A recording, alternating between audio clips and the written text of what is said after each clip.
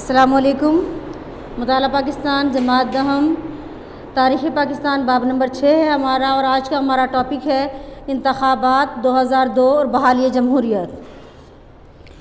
2002 کے جو انتخابات ہوئے، اس میں جنرل پرویز مشرف کو 5 سال کے لیے صدر مقرر کیا گیا تھا، اور اکتوبر 2002 میں یہ ملک میں انتخابات منعقد ہوئے تھے۔ اس انتخابات کے لیے جو شرط رکھی گئی تھی وہ یہ تھی کہ پاکستان میں پہلی بار امیدوار کا گریجویٹ یعنی BA پاس ہونا لازمی قرار دیا گیا۔ جنرل پرویز مشرف نے نومبر 2002 میں آئندہ 5 سال کے لیے صدر مملکت کا حلف اٹھایا۔ اب حلف اٹھانے کے بعد جنرل پرویز مشرف نے جو سب سے پہلا نوٹیفیکیشن جاری کیا وہ فروری 2003 میں جاری کیا کہ وفاقی حکومت نے لیگل فریم ورک آرڈر یعنی LFO کے حوالے سے ایک نوٹیفیکیشن جاری کیا، جس کے باعث صدر پرویز مشرف کو گورنروں، تینوں مسلح افواج کے سربراہوں، چیف الیکشن کمیشن اور chairman federal public service commission کی تقرری یعنی ان کو تقرر کرنا اور اسمبلیوں کی برطرفی سمیت لامحدود اختیارات حاصل ہو گئے۔ یعنی کہ جنرل پرویز مشرف نے جو ایک نوٹیفیکیشن جاری کیا، اس کے ذریعے وہ ایک جمہوریت میں رہتے ہوئے ایک آمرانہ طرز عمل اپنایا انہوں نے کہ وہ تمام شعبہ جات پر خود ہی قابض ہو گئے۔ اب یہی بات جو ہے وہ اپوزیشن کے لیے وجہ تنازع بنی، اور اس وقت کے وزیر اعظم میر ظفر اللہ خان جمالی نے اپنی بھرپور کوششوں سے حکومت اور اپوزیشن کے درمیان تعاون کی راہ ہموار کی۔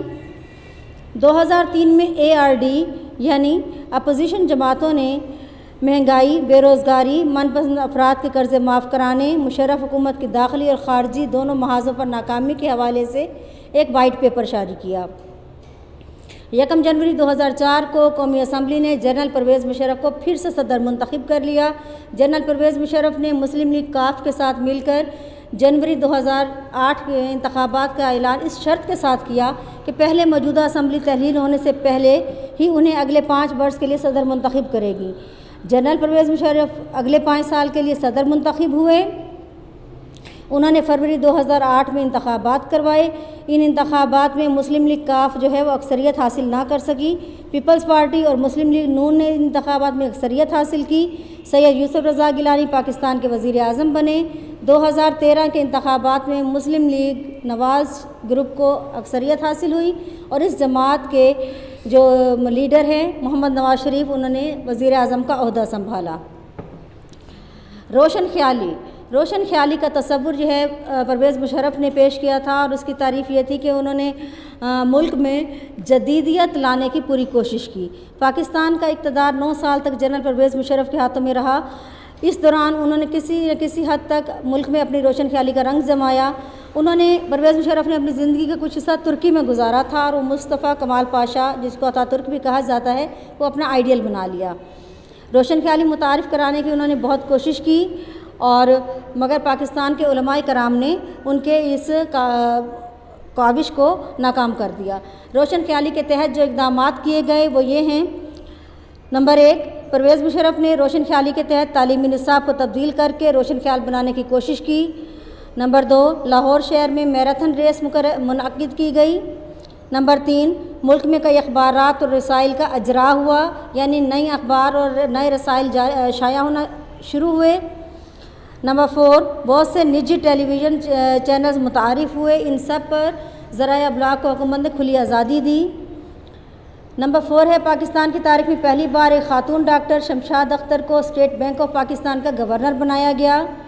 نمبر 5، حکومت نے ایئر فورس میں پہلی بار فلائنگ فائٹر کی حیثیت سے خواتین کو شامل کیا۔ نمبر 6، قومی اور صوبائی اسمبلیوں میں خواتین کی مخصوص نشستوں کے علاوہ ان کو جنرل نشستوں پر بھی انتخابات لڑنے کی اجازت دی گئی۔ نمبر 7، خواتین کو بینکوں سے آسان شرائط پر بغیر کسی ضمانت کے چھوٹے قرضے دیے گئے۔ نمبر 8، صوبے پنجاب کے اہم شہروں میں خواتین کو ٹریفک وارڈن بھرتی کیا گیا۔ نمبر 9، فوج میں خواتین کے لیے براہ راست کمیشن رکھا گیا۔ یہ ان کے روشن خیالی کے تحت کیے گئے اقدامات تھے، اور یہ جو ہے آپ نے اس کو اچھی طریقے سے یاد کرنا ہے۔ BA کی شرط والا جو ہے یہ آپ کا مختصر سوال بھی ہے، اور LFO کے بارے میں آپ سے مختصر سوال پوچھا جا سکتا ہے۔ روشن خیالی کے تحت کیے گئے اقدامات کے بارے میں مختصر سوالات ہو سکتے ہیں، اور ایک مختصر سوال آپ کا اس میں شامل بھی ہے۔ اس ٹاپک کو اچھی طرح سے یاد کریں تاکہ آپ کو بعد میں کوئی مسئلہ نہ ہو۔ اللہ حافظ۔